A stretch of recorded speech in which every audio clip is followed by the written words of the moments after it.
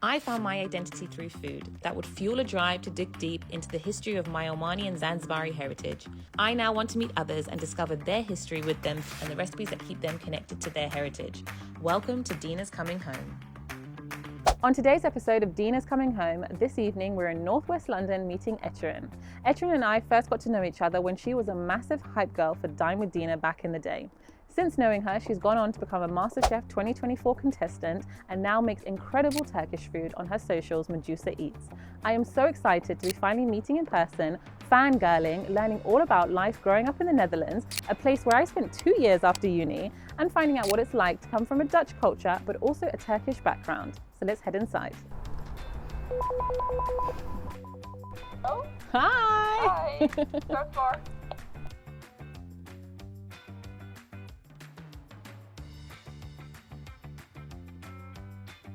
Hi! How are you? So good. Welcome. Finally good to see you in person. Yes.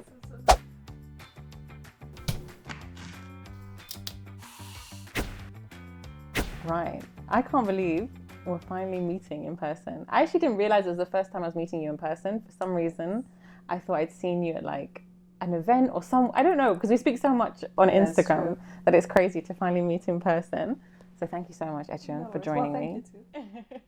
Okay, so now moving on to the food, because that's why we're here to find out. What are we cooking today? So I'm making dolma. It's stuffed peppers. Well, it can be anything stuffed. Dolma means to fill. So it can be like pepper, tomato, potato, the wine leaves, sarma we call it usually. It can be anything. A lovely dolma. Yes. Okay, so why did you pick this dish today? So this dish, even if I ask my cousins and anyone else, they would always say dolma, and for me it's the same. My mom makes one of the best dolma. I don't think everyone makes good dolma, and I think my mom's dolma is really good. My friends, even like in the Netherlands, they always say, "Oh, when's your mom making dolma? Then I'm coming," because they really love my mom's dolma. She's known for it, and I really love dolma too. It's one of my favorite foods. My husband loves it as well. Okay, fine. Let's cook the dolma. So what are we starting with first? So we're starting with washing the rice. Okay, so we're going to be making the filling, right? Yes. Washing the rice, and you said it was short grain rice, Yes, right? I always use baldo rice. And short grain, why? Just because It's better because it's softer when it cooks in the dolma. It's the texture, and also I tried it with basmati before. It does not work. Always short grain. Yeah, it's nicer in texture because it gets softer as well. Nice. Yeah, we're just gonna chop the parsley really finely, blend the onions. How come you blend the onions?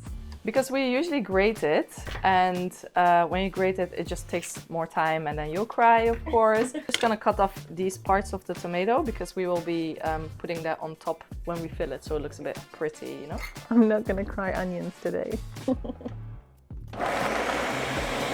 Why? It does it by itself. Oh, it's so good. My mum got one. I haven't used it. Put it in. It's so much easier. Nice.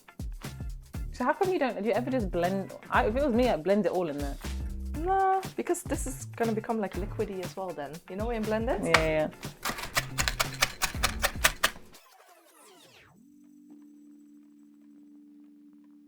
So I was born and raised in the Netherlands. My parents, they moved to the Netherlands years ago because my grandpa went first, and then because there was a period in the Netherlands like where they needed gastarbeiders, which translates to guest workers. So they were taking people from Turkey to work in the Netherlands because they needed it for the economy, to work for cheap basically, and then send them back to Turkey. But obviously they're not gonna go back. They liked it and they thought, oh, it's good for like our family. Yeah. So that's how he went back, slowly brought my grandma and then the other kids, so my uncles and whatsoever. And then they went, and that's also how I was born and raised in the Netherlands. And now I'm in London since 2019. And yeah, it's going to be 6 years in August. And so that's interesting that they were looking for the workers. So what did your grandfather come and do when he moved to Holland? I don't know what he exactly did. I know he moved to the Netherlands when my mom was born, so it was 1969. Oh, wow. So it was then, but I don't know what exactly he did. But I do know, like, it was in time that I was born already. A lot of the immigrants were working at Philips because Philips is from Eindhoven. So there was like a big factory and they were working at the factory. I think they were working on some certain chips for TV. I know that's what my parents did.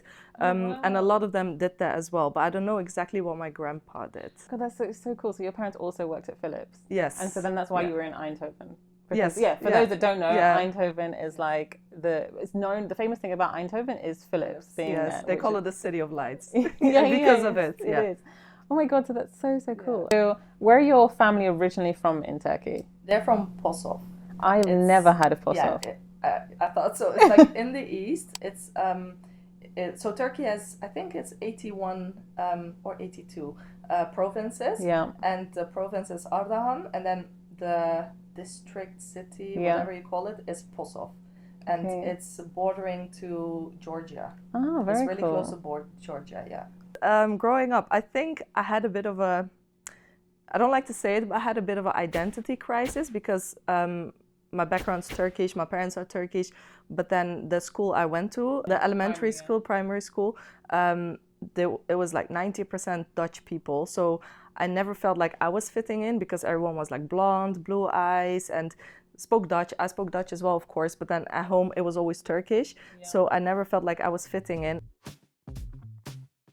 Okay, so did you say that your mum is the reason that you add in the tomato paste? Yeah, there's people that don't do it. So what do they add in? No tomato paste. They have like tomato and everything, but no tomato paste. But I do think this adds flavor.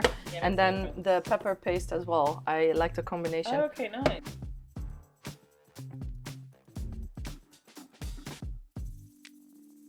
A different type of pepper. It's more smoky. It's nice. Can you eat it by itself? Yeah. Oh, that's nice. Yeah. And is the pomegranate molasses like typical for dolma? Yes. Some people do lemon, but I think a lot of people actually use pomegranate molasses.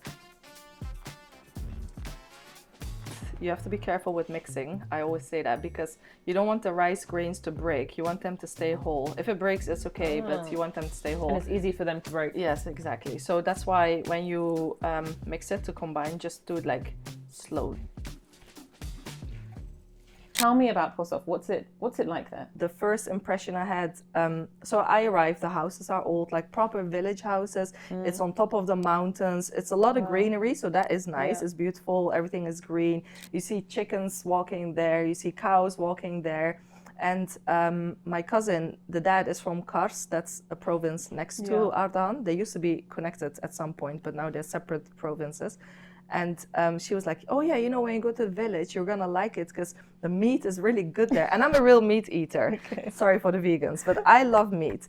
And I was excited for the meat. And then I go to Posov and I see all these animals. And I'm sorry to say this, I look at the animals, I'm like, that's gonna be good meat. You know, that's what I thought. I thought, oh, the chickens, that's gonna be good chicken wings. Great. Yes. Amazing, because they were just walking around. But in your particular region in Posov, do they make it differently? Does your mum have a different way of making it? Like, what are the differences? So it's definitely not a dish from Posov. I think my mom learned it when she moved to Bursa later on. I think my mom uses a lot of like spices and flavor and also tomato paste. And I've noticed not everyone uses tomato paste. Some people use dill. I don't like dill in dolma, and they just make it really differently. Yeah. And I think that's why my mom's one is so good, because it has more flavor. What's your relationship with food? Obviously, I know you've got an amazing food channel, and you're so great. You're a master chef, so I know you know your food. But what's your relationship with food, and how do you feel like it keeps you connected to your culture? I love food. I've always had a passion for fruit as well, actually. But yeah, I always had a passion for food and cooking. It started really young. Everyone in my family knows that, oh, I'm coming, so we need extra food because Ecrin loves food. Even my friend, when I go to her house, her mom's like, oh, is Ecrin coming? Let me make some more rice, you know? It's always like that. So I think that making Turkish food as well here, that really kept me connected to the Turkish culture, because back home I used to make different food instead of Turkish food. Because my mom always makes Turkish food, and I was really interested in different cultural foods that I was always making. Like, I made the most random things like Dominican food, like Surinamese food and whatsoever. But then when I moved here, I was like, you know, I miss I miss having that culture around me, those people around me. So let me stick to Turkish food. And since I moved here, I'm actually cooking a lot of Turkish food, and I think that made me connected indeed. So food basically got me connected to my culture. So then, okay, you come to London in 2019. What made you want to leave the Netherlands? It's so I don't like to say it, but it's actually my husband. Yes, yeah, exactly. Oh my God. Well, it didn't start exactly like that. So we met in Tokyo, Japan. I moved to Tokyo in 2016 for half a year. He was there for a year, and I did my internship there. He did his internship there as well. So we met each other in the same company. Even before, okay, before Japan, did you ever imagine yourself living outside of the Netherlands? Yes, but I feel like it was never realistic. It was always like the dream, but I was not strong enough, I think, to do it, because I do think leaving your country, your comfort zone is not easy. It's not for everyone. So I always had it in my head, but I never did anything that would lead me to that. But then I randomly went to Tokyo. I don't know where that came from. I just went. And I think that opened doors for me, as in like, Just let you see. more open-minded. Yes, exactly. I was like, oh, you know what? Going from Tokyo to Eindhoven is a big change, and I was not happy anymore in Eindhoven, and I was like, no, I need to leave. And that's also when I visited London, and I was like, you know what, I'll come, because Netherlands is not the one. I still love Netherlands, don't get me wrong, because it's my home, but I would not live in Netherlands anymore. Okay, so how are we opening these? So we're gonna open these. Usually you just like press a bit like that, carefully, you know. And then you take them out. See? Like this part you see here, for example. Yeah, I would definitely take that out. Then you, on the side, you like push it down carefully. See, it went in.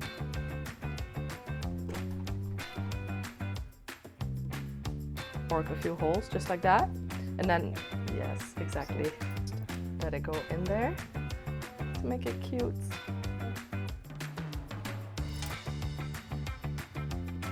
I'll do it in a separate small. So I'm gonna Also, for your water, you add in the paste.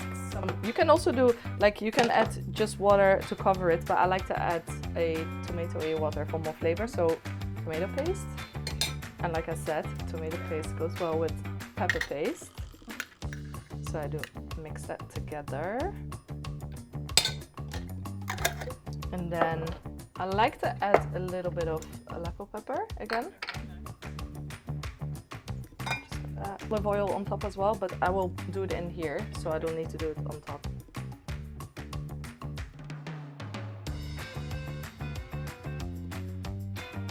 Just leave it on like a, so you bring it to a boil and then you'll leave it to kind of steam, like almost like when you're cooking rice. Exactly, for like, let's say 45 minutes, something like that.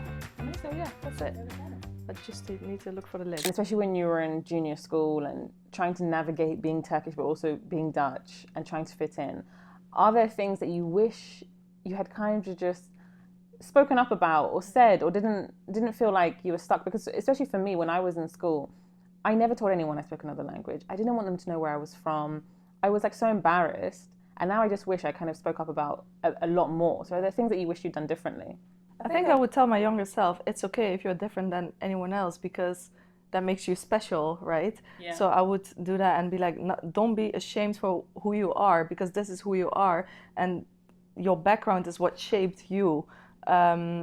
Just proudly talk about it, and not tell my dad to not speak Turkish. And even the days, like every Saturday I used to go to the mosque for the lessons, like I would never tell the kids about that either, because I was so embarrassed. But there's nothing to be embarrassed about it. I would just tell myself, be proud of who you are, and yeah, that's what makes you unique. I wish I could tell my younger self that, but no, I can't. So is there anything that you feel like people always say, oh, Turkey is just known for that, but actually it's something different? I know you briefly mentioned about being called the Mediterranean. Yes, and it's not just that. So let's start with the Dutch one. So I think, so Dutch people are really direct, right? So they're not talking around the bush, or I don't know how you say it, but they're really direct. If there's something, they will say it to you, and it's not like, oh, how are you first? No, they'll say it. And I think that's why a lot of people think Dutch people are rude. Yeah. But I actually don't think Dutch people are rude. Yeah, sometimes they are. Of course, everyone can be rude, but I actually think Dutch people are really nice people. So that's definitely a stereotype. I think that they just like to get to the point. And and I don't think that's wrong, because I'm like that too. I'm not like, hey, love, and I'm not like that. Yes, exactly. And I like that because I'm like that too. Yes. Nice. Oh my god, so all the rice is like come up through. Yes. It looks delicious. I'm very, very excited. Yes, me too. We need to dig in.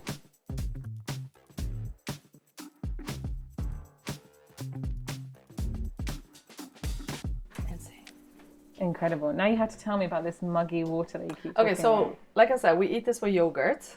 How I eat it, I cut it open so it can also get a bit colder, otherwise it's really hot, right? And then I put yogurt on the side. I don't know why I cut it open then, but I put it on the side. And then oh yeah, that's why. And I sprinkle extra Aleppo pepper. Yeah. And then you just sprinkle some of the muggy liquid seasoning over it. And my family, they love this so much. They even bring this to Turkey every time they go. Yeah, so I love that. So it's something they learned from the Netherlands and brought back over. Yes, my grandma, my grandpa, like my grandparents basically, they would always bring muggy to Turkey because they are there for 6 months, right? And they use it on dolma and that dumpling that I said, the hinkel. Oh my god, they always put it on that as well. Okay, let's do it. Let's cut this open and try it like that because I'm curious.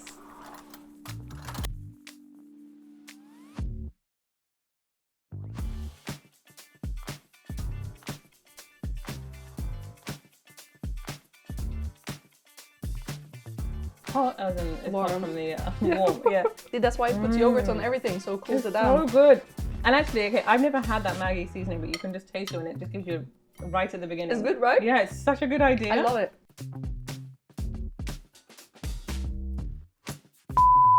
Now I'm gonna buy Maggi and I'm gonna make this at home. I love it. You're welcome. Good.